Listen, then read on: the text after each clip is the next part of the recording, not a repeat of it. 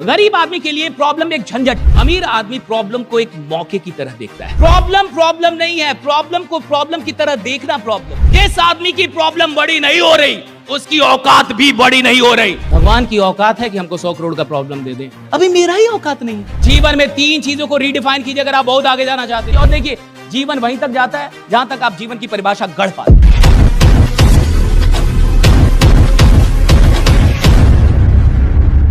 जीवन में 3 चीजों को रीडिफाइन कीजिए अगर आप बहुत आगे जाना चाहते हैं। Redefine 3 words, right? Redefine 3 things if you really want to become wealthy. पहली चीज प्रॉब्लम। मैं आपको 3 ऐसी चीजें बता रहा हूं जिनको आपको पुनः परिभाषित करना चाहिए अगर आप जीवन में कहीं पहुंचना चाहते हैं। 3 चीजें, राइट? पहली चीज प्रॉब्लम, रीडिफाइन इट। गरीब आदमी के लिए प्रॉब्लम जो है एक परेशानी है, झंझट है, सर का दर्द। अगर उसके जीवन में प्रॉब्लम चलेगा तो उसको लगेगा कि भगवान उससे खुश नहीं। उसको लगता है कि मेरा टाइम अच्छा नहीं चल रहा, मेरा वक्त खराब है। वो प्रॉब्लम को कैसे डिफाइन कर रहा है ये समझिए। और देखिए, जीवन वहीं तक जाता है जहां तक आप जीवन की परिभाषा गढ़ पाते हैं। जीवन की कोई परिभाषा नहीं होती, आप जो परिभाषा देना चाहे वही जीवन है। आप जो इसको बनाना चाहते हैं वही बना सकते हैं। किसी को एक्टर बनना है साहब, वो एक्टर बनता है। किसी को सिंगर बनना है, सिंगर बनता है। किसी को बिजनेसमैन बनना है, बिजनेसमैन। जिंदगी से आप क्या लेना चाहते हैं, क्या इसको बनाना चाहते हैं, it all depends on you. There is no certain definition of life. It's all about what kind of definition you want to give to life. तो 3 चीजों को पुनः परिभाषित कीजिए। पहला, प्रॉब्लम। गरीब आदमी के लिए प्रॉब्लम एक झंझट है। प्रॉब्लम एक ऐसी चीज है जिसमें उसको लगता है कि मेरा वक्त खराब है, भगवान मुझसे नाराज है, कुछ भी मेरे साथ बढ़िया नहीं चल रहा। वो जाएगा डिप्रेशन में, फ्रस्ट्रेशन में, उसका मन नहीं लगेगा, वो काम नहीं करेगा, सोता रहेगा, कहेगा कुछ भी बढ़िया नहीं हो रहा, ऐसे चलेगा उसका, राइट? यानी प्रॉब्लम को वो कैसे डिफाइन कर रहा है कि प्रॉब्लम एक झंझट है। अमीर आदमी प्रॉब्लम को एक मौके की तरह देखता है कि अगर मेरी जिंदगी में कोई प्रॉब्लम आई है, यानी खुदा चाहता है कि मेरी औकात बढ़ जाए, राइट? वो चाहता है कि मैं कुछ नया सीखूं, वो चाहता है मैं कुछ नया करूं। अमीर आदमी प्रॉब्लम को प्रॉब्लम के ढंग से देखता नहीं। कोई नाराज है, ये प्रॉब्लम है, लेकिन इसमें एक मौका है क्या सीखने का कि किसी नाराज आदमी को कैसे मनाया जाता है। मुझे लॉस हो गया, ये प्रॉब्लम है, लेकिन इस लॉस से मैं क्या सीख के और कहां से फिर शुरू कर सकता हूं, यहां एक मौका है, एक नई शुरुआत। प्रॉब्लम अगर आपके लिए झंझट है तो आप बहुत बड़ी प्रॉब्लम में फंस गए। और प्रॉब्लम अगर आपके लिए एक अपॉर्चुनिटी, एक मौका है, तो आपकी जो परिभाषा है, ये परिभाषा आपको नया रास्ता दिखाते रहेगी। प्रॉब्लम नहीं है, प्रॉब्लम को प्रॉब्लम की तरह देखना प्रॉब्लम है। आप प्रॉब्लम को रीडिफाइन अगर कर लें तो बहुत सारी चीज। रविशंकर को आप जान रहे होंगे, सब लोग जान रहे होंगे। तो किसी ने गुरुदेव से पूछा कि मेरा ब्रेकअप हो गया, मैं क्या करूं, मैं बहुत डिप्रेशन में हूं। तो रविशंकर जी ने, गुरुदेव ने कहा कि ब्रेकअप हो गया तो इसमें कहां प्रॉब्लम है, ये तो अच्छा हुआ कि प्रॉब्लम दूर हो गई, अब 7 अरब लोग हैं, सबसे मिल सकते हो। ये उनकी वीडियो है। उनका रिप्लाई है कि अगर वो ब्रेकअप नहीं होता तो तुम एक ही से चिपके रहते। अब तुम्हारे पास मौका है, अलग अलग ट्राई करके देखो। ये 7 अरब राइडा, वो कहते 7 अरब लोग हैं, कहीं कहीं ट्राई कर ले। अब तो तेरे पास मौके, इतने सारे मौके आ गए राइडा, यू कैन ट्राई। सी कैसे देखते हैं बड़े लोग प्रॉब्लम को, क्या एंगल है प्रॉब्लम को देखने का। इनका एंगल बहुत अलग है साहब, और ये बहुत जरूरी है कि हम किस नजरिए से, पहली चीज कि प्रॉब्लम को आप किस नजरिया। और सुनिए, जिस आदमी की प्रॉब्लम बड़ी नहीं हो रही उसकी औकात भी बड़ी नहीं हो रही। जिसके प्रॉब्लम बड़े होते हैं उसकी औकात बड़ी हो रही होती है, राइट? अगर आपकी प्रॉब्लम बड़ी नहीं, 4 साल पहले भी आपको 5,000 का प्रॉब्लम था और 4 साल बाद भी 5,000 का प्रॉब्लम है, घंटा आदमी आप, क्या आदमी आप। 4 साल पहले भी आप मांगते थे कि 10,000 रुपए दे दो, अगली महीने दे दो, और 4 साल बाद भी 10 ही मांग रहे हो। ये गड़बड़ नहीं है कि मांग रहे हो, गड़बड़ ये कि अभी भी 10 ही मांग रहे हो। 50 मांगते, लाख मांगते। अच्छा, आप मुझे बताइए, आप में से किसी के जीवन में आज तक 100 करोड़ का कोई प्रॉब्लम आया है? आदमी भी तो उतना बड़ा होना चाहिए। भगवान की औकात है कि हमको 100 करोड़ का प्रॉब्लम दे दे, अभी मेरा ही औकात नहीं है। आप बोलिए ना, भगवान को चैलेंज दीजिए कि भगवान अगर आप में दम है तो हमको 100 करोड़ का प्रॉब्लम दीजिए। ये क्या 2-4 हजार का देते रहते, राइट? जाइए भगवान से बतियाइए, महादेव जी से बतियाइए कि हे महादेव, अगर आप जीवित हैं और मुझे सुन रहे हैं तो मुझे 100 करोड़ का प्रॉब्लम दीजिए। और सुनिए, अगर 100 करोड़ का प्रॉब्लम आपके जीवन में आ गया, यानी आप आदमी 1000 करोड़ के होंगे, इससे नीचे के आदमी नहीं होंगे। राइडा, अरे जो आदमी 1000 करोड़ का नहीं होगा उसके पास 100 करोड़ का प्रॉब्लम ही नहीं आएगा। जितनी बड़ी प्रॉब्लम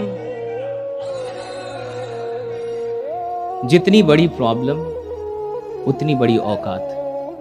प्रॉब्लम से बड़ी औकात नहीं। आप देखिए ना, आपको जब भी प्रॉब्लम आती है कितनी बड़ी आती है, जितनी आप सॉल्व कर लें। अनसॉल्वेबल प्रॉब्लम नहीं आएगा आपके पास कि सॉल्व नहीं हो रहा। उतनी बड़ी प्रॉब्लम आएगी जितने में सॉल्व हो जाए। ऐसा नहीं है कि कोई ऐसी प्रॉब्लम आ जाएगी कि सॉल्व नहीं हो रहा। साहब, क्यों? भगवान उतनी बड़ी प्रॉब्लम देता नहीं जितनी आप सॉल्व ना कर पाए। वो देता है उतनी बड़ी प्रॉब्लम जितना आप सॉल्व कर ले। और आप सच में देखिए, 100 करोड़ की प्रॉब्लम सच में अभी तक आपको नहीं आई कि आई है किसी को? आई है किसी को? अगर किसी को आई होगी तो परम देशभक्त होगा। वो देश के बारे में सोच रहा होगा कि कुछ बड़ा करना चाहता, अमीर बनाना चाहता हूं लोगों।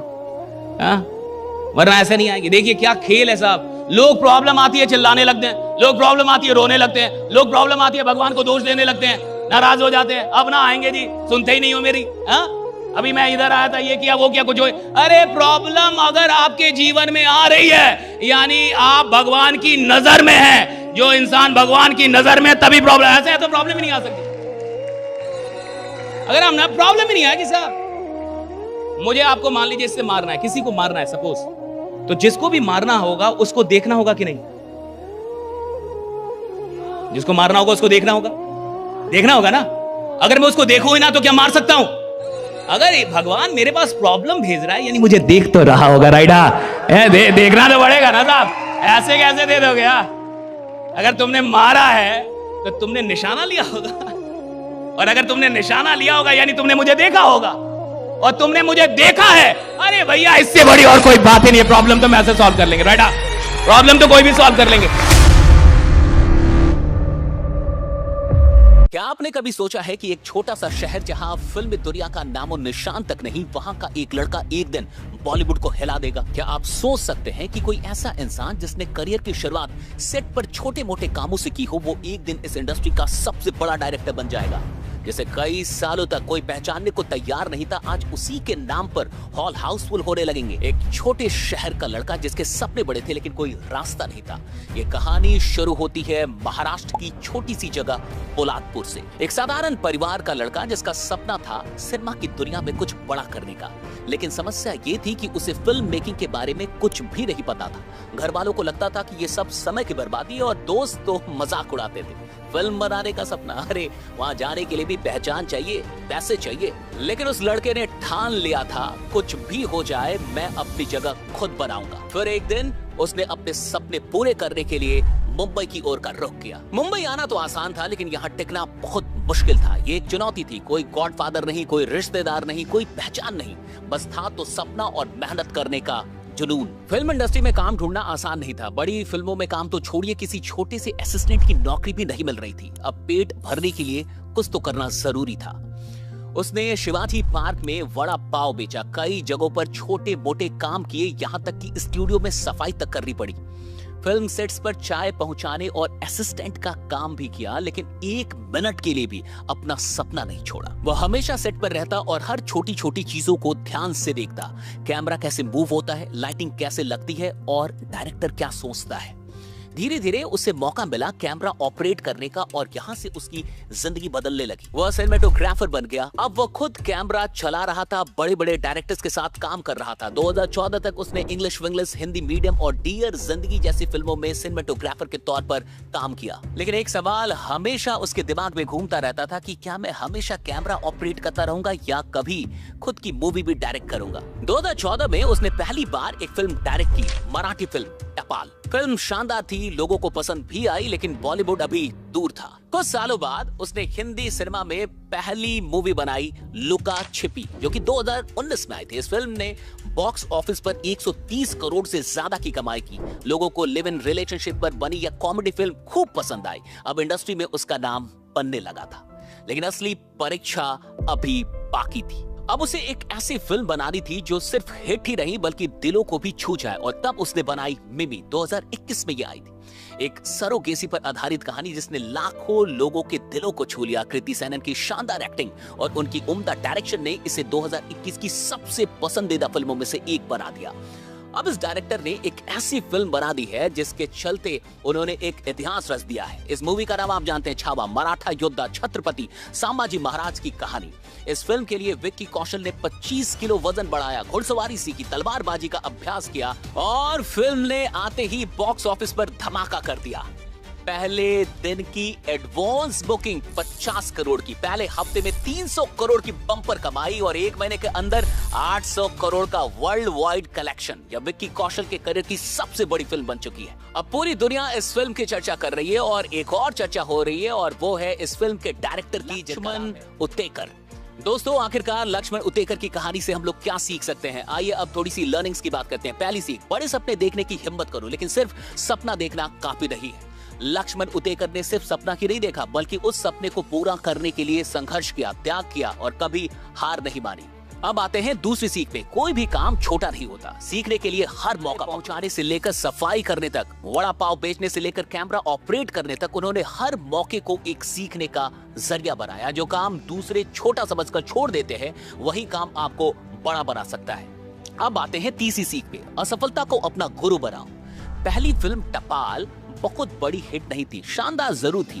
पैसों के मामले में ये कुछ खास नहीं कर पाई थी। हर असफलता एक संकेत होता है आपको बेहतर बनाने का, आपको उसे समझना होगा। अब बात करते हैं चौथी सीख का।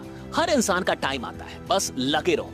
जो आज तुम्हें नजरअंदाज कर रहे हैं, कल वही लोग तुम्हारी कामयाबी की कहानी सुनाएंगे। पहले लोग नाम तक नहीं जानते थे, आज उनके नाम पर फिल्में हाउसफुल हो जाती हैं। दोस्तों, अब आते हैं आखिरी सीख पे। अपने सपने के लिए मेहनत इतनी करो कि दुनिया तुम्हें रोक ना सके।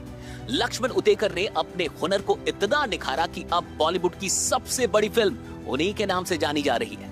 अब आप बताइए, इस सीख में कौन सी बात सबसे ज्यादा आपको इंस्पायर करती है? कमेंट में अपनी राय जरूर दीजिए और अपने सपनों की ओर पहला कदम बढ़ाने का संकल्प लीजिए। अगर आपको यह कहानी प्रेरणादायक लगी तो इसे जरूर शेयर कीजिए, ताकि और भी लोग अपने सपनों की ओर कदम बढ़ा सकें।